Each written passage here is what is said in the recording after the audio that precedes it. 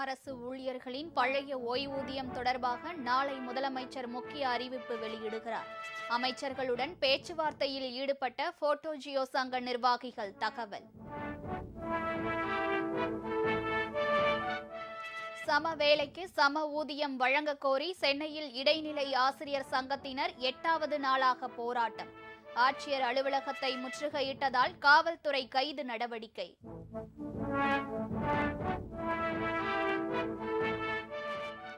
மத்திய அமைச்சர்களாக இருப்பவர்களே சாதி மத மோதல்களை தூண்டும் வகையில் செயல்படுகிறார்கள்.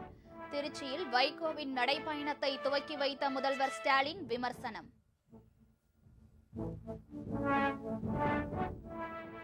கனமழையால் குற்றாலம் அருவியில் வெள்ளப்பெருக்கு, சுற்றுலா பயணிகள் குளிக்க தடை. தேனி கொட்டங்குடி ஆற்றில் வெள்ளப்பெருக்கு.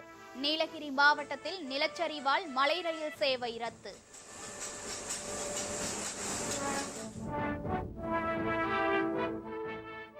காரைக்கால் மீனவர்கள் 11 பேரும் ஒரு விசைப்படகும் எல்லை தாண்டிய குற்றச்சாட்டில் சிறைப்பிடிப்பு.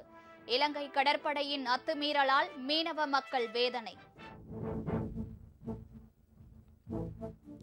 பொங்கல் பரிசு தொகுப்பு வழங்கும் பணியை வரும் 8ஆம் தேதி தொடங்கி வைக்கிறார் முதலமைச்சர் ஸ்டாலின்.